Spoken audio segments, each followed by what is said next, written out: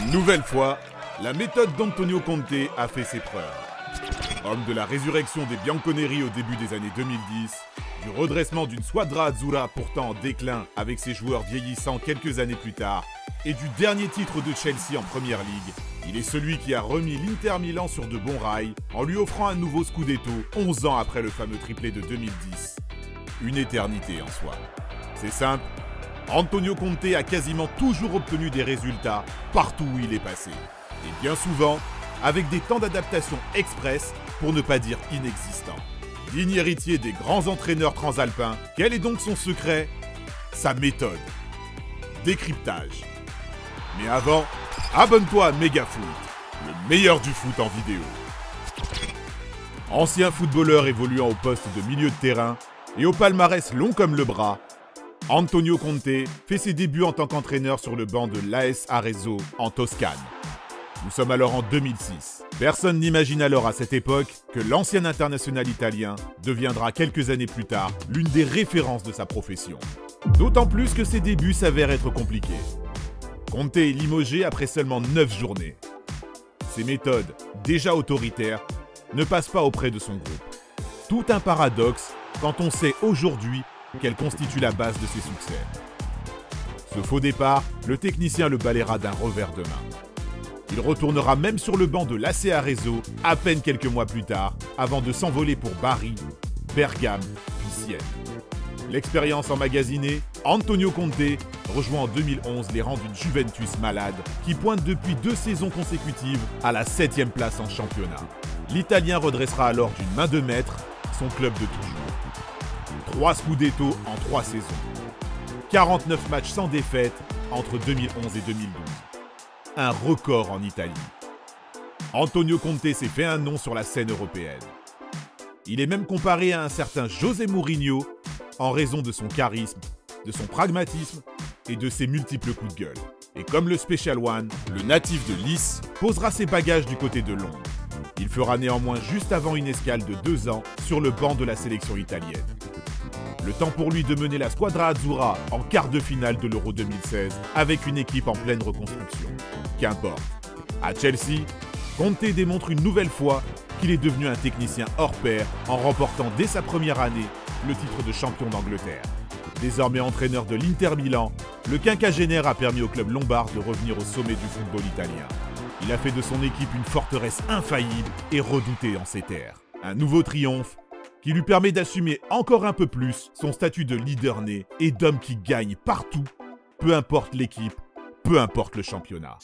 Cette réussite, l'entraîneur le mieux payé de Serie A le doit beaucoup à ses innombrables ambitions. Antonio Conte, c'est avant tout un homme de projet. En signant à la Juve, Chelsea ou l'Inter, le technicien savait parfaitement où il mettait les pieds. Il connaissait leurs moyens économiques et les diverses possibilités footballistiques qu'il pouvait obtenir. Le tout sans oublier de réclamer les pleins pouvoirs, évidemment. Car oui, lorsque l'Italien s'engage, que ce soit de façon éphémère ou non, ce n'est pas pour être dans la demi-mesure. Son credo, la gagne. Avec lui, l'échec n'est pas permis. Et cela se ressent immédiatement à travers la personnalité du personnage et son inexorable intransigeance. Meneur d'homme génial, Antonio Conte est obstiné, prêt à aller au bout de ses idées contre vents et marées.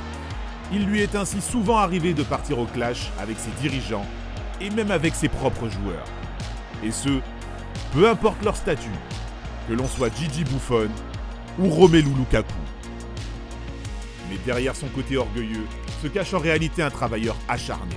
Un homme bercé par la soif de victoire de la Juve de Didier Deschamps et qui est aujourd'hui aussi bien exigeant avec lui-même qu'envers les personnes qui l'entourent. Et si sa franchise apporte parfois son lot de contraintes, elle fédère plus qu'elle ne divise. Qu'on se le dise, l'ancien milieu défensif est un leader, certes impulsif, mais animé par une passion qu'il a su transmettre à ses différentes équipes, prêt à tout donner en échange pour lui. Et c'est sûrement ici l'une de ses plus belles réussites. Toutefois, réduire Antonio Conte à une simple personne qui rassemble serait injuste. L'homme d'1m78 est bien plus que ça. C'est un incroyable stratège, un génie tactique qui, comme tout entraîneur italien qui se respecte, base une bonne partie de son travail sur l'analyse vidéo.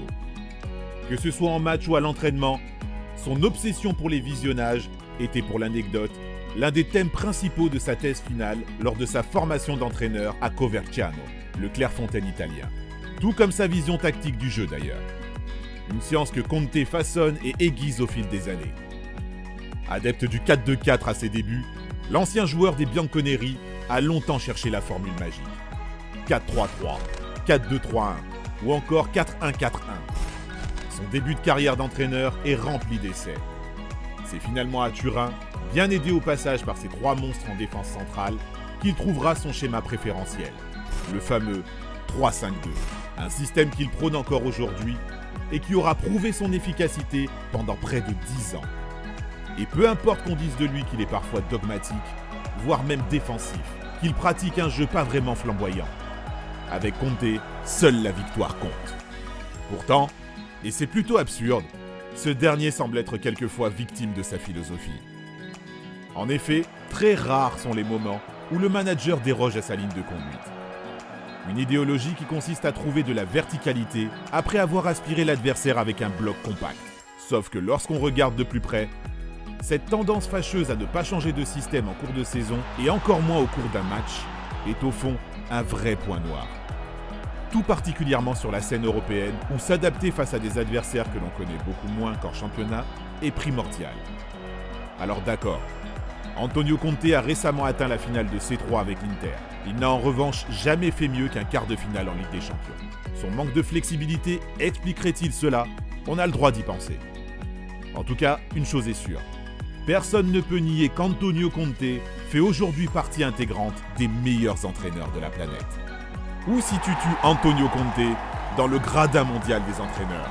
Si t'as kiffé, n'hésite pas à parler de notre chaîne autour de toi, de l'aimer et de la partager. À très vite pour une nouvelle vidéo. Ciao ciao.